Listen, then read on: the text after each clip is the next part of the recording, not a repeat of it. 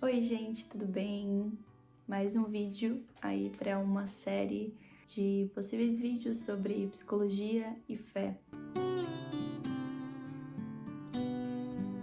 Eu tava bem reflexiva no meu outro vídeo falando sobre o meu testemunho na psicologia e tudo que eu vivenciei.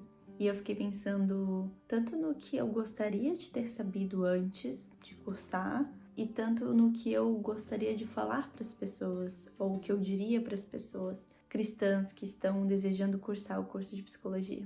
E resolvi trazer isso nesse vídeo, compilar 5 coisas que eu diria para quem está começando e que eu gostaria de ter ouvido, para que a gente possa começar esse diálogo e deixar aí algumas dicas também sobre como vivenciar esse processo. Então eu espero que você goste. A primeira coisa que eu gostaria de ter conhecido antes, que alguém tivesse me dito antes de eu ter começado e que eu só fui descobrir ao longo do curso, dos professores me falando e também vivenciando, foi que a psicologia, o curso de psicologia, ele é um curso muito vivido, muito mergulhado na tua história. Diferente de outros cursos que a gente consegue ter esse distanciamento do que está sendo estudado, ter esse olhar mais distante, no curso de psicologia a gente vivencia as coisas muito à flor da pele. Por quê? Porque a gente está falando do comportamento humano, da mente humana, das relações, das famílias, do social. Então a gente está falando de nós. E isso implicou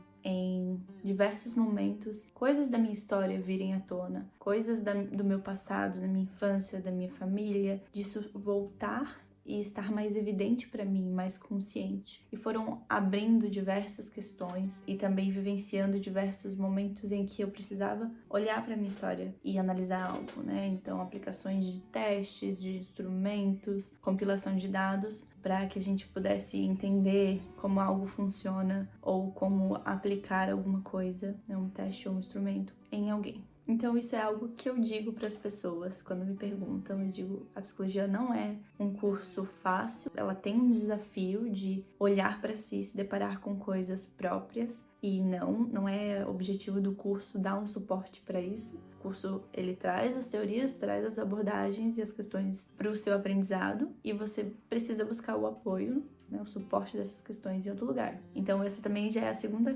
coisa que me disseram muito dentro do curso. Antes eu não tinha conhecimento, mas de que a psicologia, o curso de psicologia não é uma psicoterapia. Então muita gente às vezes entra, eu vou lá, vou conhecer mais sobre o comportamento humano, vou conhecer mais sobre a mente humana e vou conseguir resolver todas as minhas questões. Não é bem por aí. Na verdade, durante o curso você vai abrindo essas coisas e você vai precisar de um suporte, de uma psicoterapia para poder talvez entender melhor aí, resolver essas questões, abrir coisas da família e resolver essas coisas. Então o curso em si, ele não dá esse suporte. E a gente nem tem que esperar isso. Acredito que eu também não esperava, mas foi um choque pensar essas duas coisas juntas. Ele abrindo muita coisa e eu não tendo nenhum tipo de suporte para poder lidar com isso. E essas duas primeiras questões não necessariamente são destinadas só a cristãos. Todas as pessoas que vão cursar psicologia, eu sinto que precisam saber dessas questões, estar cientes, mas para nós cristãos, isso fala de uma importância de a gente olhar para a nossa identidade, de a gente olhar para quem a gente é em Cristo, de a gente olhar para quais são as nossas redes de apoio e as pessoas que a gente pode contar para fortalecerem a gente nessa caminhada e nos darem um suporte também nessas questões e dúvidas que podem surgir. A terceira coisa que eu digo para as pessoas é que o curso de psicologia, ele vai trazer muitos questionamentos sobre a nossa fé. É muito comum no início do curso a gente estudar filosofia, sociologia, antropologia, biologia, coisas mais genéricas, de conhecimento genérico, mas que vão ter um suporte aí para a teoria e abordagem da psicologia. Só que essas questões, elas vão abrir leques de questionamentos e dúvidas sobre a nossa fé. Principalmente para mim foi muito impactante porque eu tinha recém me convertido. Então eu me converti com 16, com 17 eu entrei na faculdade e já estava ali pensando todas essas questões, se chocando muito forte. Então para um cristão, o que eu geralmente digo? Fortifique a sua fé, entenda quem você é em Cristo, entenda os seus propósitos em Cristo, aquilo pelo qual Ele te chamou e te escolheu. Entenda as verdades bíblicas, tenha isso forte no teu coração, porque vai ser o fundamento sobre o qual você vai estar firmado. E não tenha medo de fazer perguntas, de questionar, de buscar pastores, líderes, pessoas que te dão apoio espiritual para fazer questionamentos sobre coisas que surgiram, sobre dúvidas que surgiram. Busque na internet, busque na Bíblia, busque em Cristo, em pessoas, principalmente em pessoas que você confie, porque nem toda fonte é confiável. Mas busque em pessoas que você confia, em que você sabe que leem a Bíblia, que estudam a Bíblia e que têm propriedade para falar sobre aquele assunto, para que você tenha esse suporte espiritual. E claro, fortifique-se na oração, fortifique-se no jejum, nas práticas bíblicas, para que você se aproxime de Deus e entenda o propósito dele. E essas questões que vão sendo abertas, elas possam ser fechadas no sentido de serem respondidas. Então não hesite em perguntar para Deus, em perguntar em oração, aquelas questões que estão colocando em prova a sua fé. A quarta coisa é uma questão um pouco mais para o meio e final do curso, mas é de certa forma uma dica para que você estude as abordagens da psicologia. Existem muitas abordagens e existem abordagens que não condizem com os valores cristãos. E estudar, entender qual que é aquela abordagem, entender quais são os precursores, quem são as pessoas, os autores que falam naquela abordagem, o que eles defendem, qual é a intenção, o que foi feito de experimentos, de testes, de instrumentos, o que acontece, quais as premissas principais daquela abordagem, qual é o foco dela. Porque vai ter abordagens que vão se afastar um pouco dos princípios cristãos e vão ter abordagens que vão ter alguns princípios e valores semelhantes. Eu não estou dizendo que existe a abordagem que é cristã e a abordagem que não é cristã, mas existem abordagens que ferem os princípios de um cristão. E se a gente segue aquela abordagem, escolhe aquela abordagem para seguir, a gente acaba ferindo os nossos próprios princípios como cristão, como pessoa. Então, pensa a abordagem como uma visão de mundo, como a lente pela qual você vai olhar e dialogar com a outra pessoa sobre o que está acontecendo, sobre aquele caso, sobre aquela situação. Então, entenda que cada abordagem ela vai te dar uma lente específica. Por mais que você tenha princípios e valores próprios, no consultório, na clínica, na sua intervenção, você vai se pautar naquela abordagem. Então, entender qual abordagem mais condiz com a sua ideia, com a sua visão, sua cosmovisão de mundo, vai ser importante para que você caminhe segundo o coração de Deus na sua profissão também. Que você faça aquilo glorificando a Deus e não trazendo mais conflitos e dúvidas para a sua fé. E claro, nenhuma das abordagens é perfeita, mas existem muitas abordagens que nos ajudam a entender o ser humano, seu funcionamento, seu comportamento, a mente humana, sem necessariamente infligir questões e valores cristãos.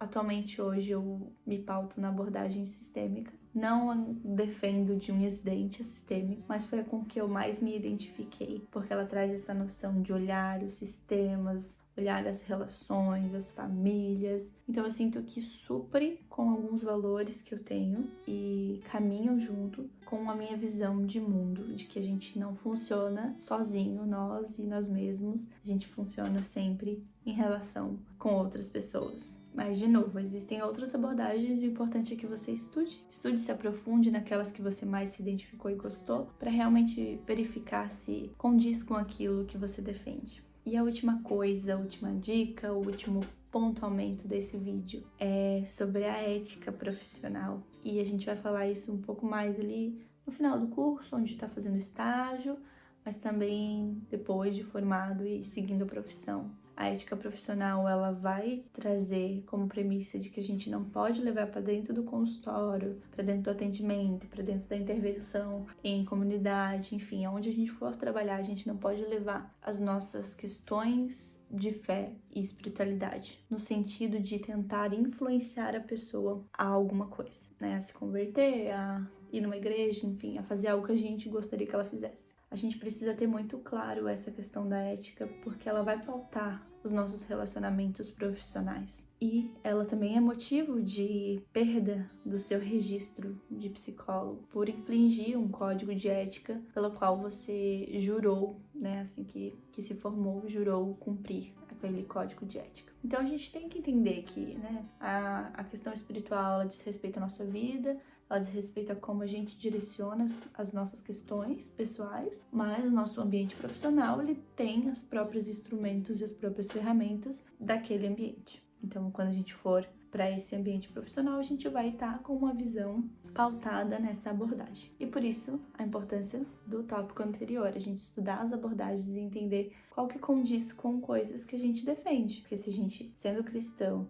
defendendo coisas específicas, e a gente for para um ambiente profissional fazer demandas e atuar com coisas que não condizem com o que a gente acredita, a gente vai estar em desconformidade com a nossa fé. Então é importante a gente estudar, importante lembrar sempre da ética para não infringir questões profissionais e de ética relacional mesmo. Até porque o cliente, ele não está buscando uma demanda espiritual, ele não vem até você por querer um conselho bíblico, por querer que você ore por ele. Ele vem até você por uma questão psicológica, emocional, social, relacional, enfim, que ele acredita que você consiga auxiliá-lo. E é nesse sentido que a gente vai auxiliar o cliente. Ah, Vanessa, mas e se eu atender cristãos? Eu não posso falar para os cristãos fazerem coisas específicas? Mesmo que você atenda cristãos, a gente precisa separar uma coisa muito importante. A gente não está ali como conselheiro bíblico, como pastor, como líder, como profeta, como ministro de Deus. Aquele ambiente profissional, a gente está como psicólogo e a gente tem um papel ali. E eu tomo muito cuidado hoje na minha atuação para não roubar esse papel dos pastores, esse papel dos líderes, esses papéis do profeta, do ministro, enfim, das pessoas que têm essa função dentro da igreja e que essa pessoa, ela pode recorrer a elas, tem esse acesso para recorrer. Então, entender essa questão da diferenciação do nosso papel, da nossa função naquele lugar. A gente está ali como profissional da psicologia e não estamos ali como pastores, como ministros, como líderes, enfim. Esse é um outro papel e a gente pode desempenhar como cristão na nossa comunidade de fé, mas que não diz respeito a uma troca financeira, principalmente.